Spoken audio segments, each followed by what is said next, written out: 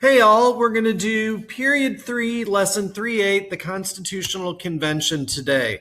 And by the end of this lesson, you should be able to explain the differing ideological positions on the structure and function of our federal government. So we're going to be looking where the federal government comes from.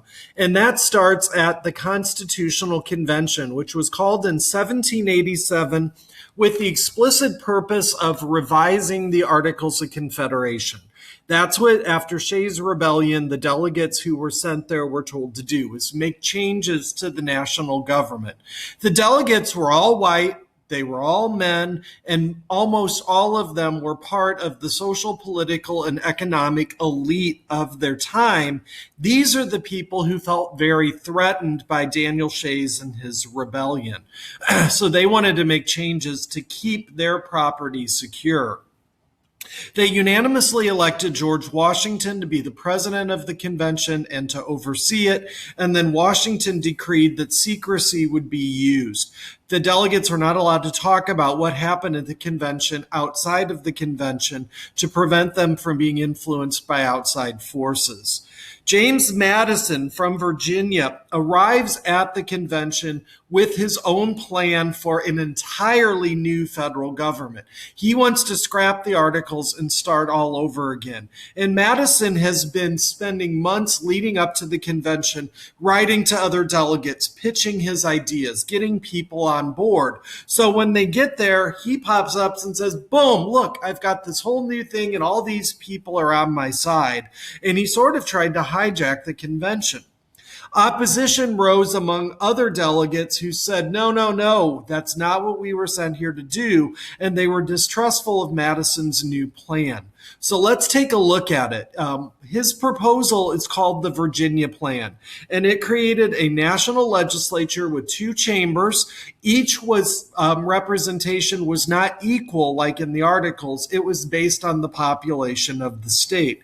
Madison came from Virginia, a very populated state, so it would have more representation in both chambers.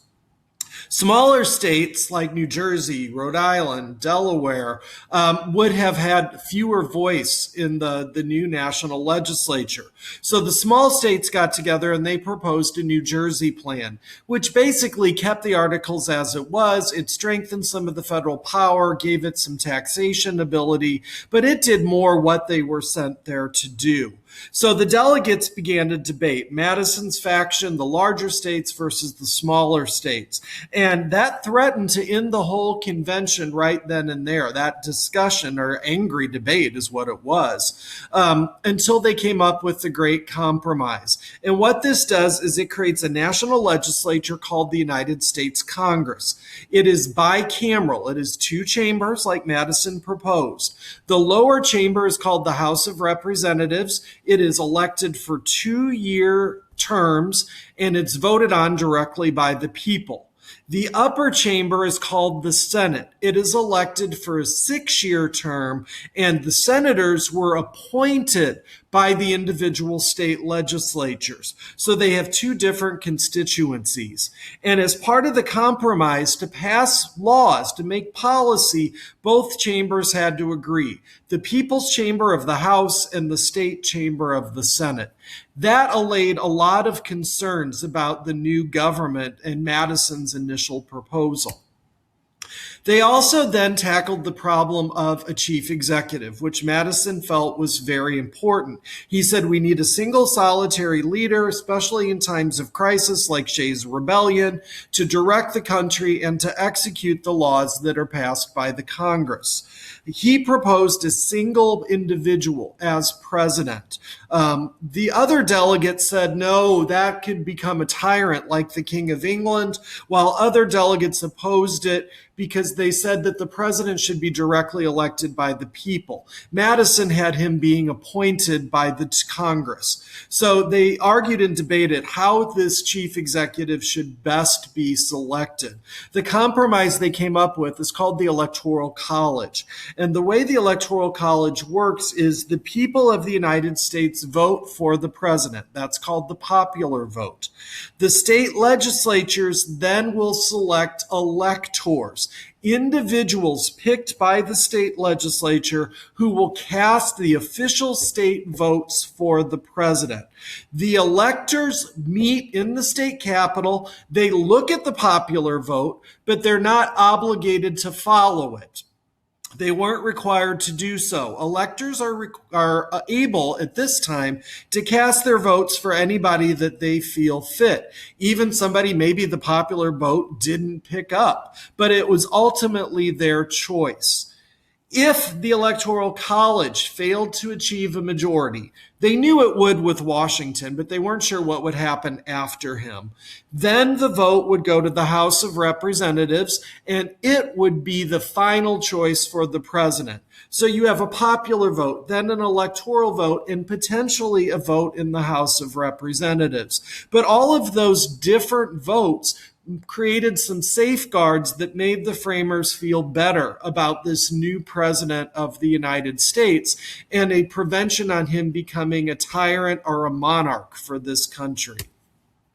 The next compromise is called the Three-Fifths Compromise, and that arose at the same time the Great Compromise did, because the southern states were concerned about the Great Compromise, especially in the House of Representatives, because their populations were smaller. This is a plantation, an agricultural-based economy, so they have a lot of land which is fields, whereas the northern states had cities where people are more densely packed in.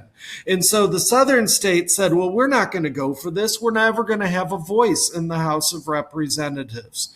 And so to keep the southern states involved in the debate, to keep them involved in the discussion, and to get their support for the Great Compromise, what the framers said is, what we will do is we'll hold a census every 10 years to determine the population of each state.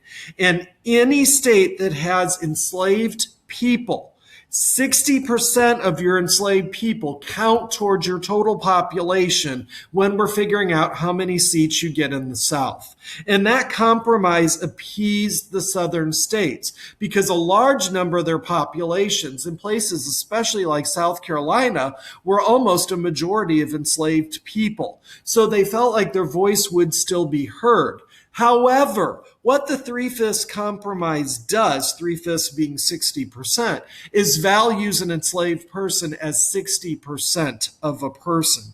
And that is permanently enshrined in the U.S. Constitution.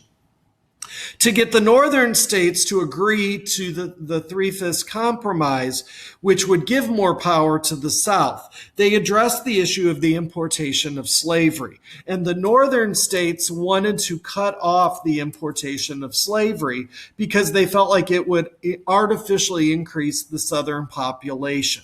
So they agreed that Congress could cut off the importation of slavery into the United States. However, that could not happen until 20 years after the Constitution was ratified. And that made the northern states accept the Three-Fifths Compromise.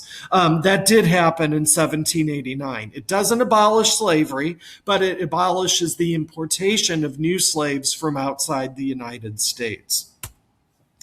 The final battle for compromise and ratification of the Constitution occurred after it was all over and done with, because the Constitution itself, the final article says that 9 states have to sign on to the Constitution for it to go into effect. So Madison immediately organizes a group he calls the Federalists, who are pushing for ratification or approval of the Constitution among the state governments. They called themselves Federalists because this new government they created was called the federal government. So ratification went in, and in the northern states, it went through pretty well. Small states, Connecticut was the first to approve it. However, the southern states and New York State were problematic. There were concerns. So Madison, Alexander Hamilton, and John Jay, future Chief Justice of the Supreme Court, agreed to write a series of essays persuading the legislatures of the various states to ratify the Constitution.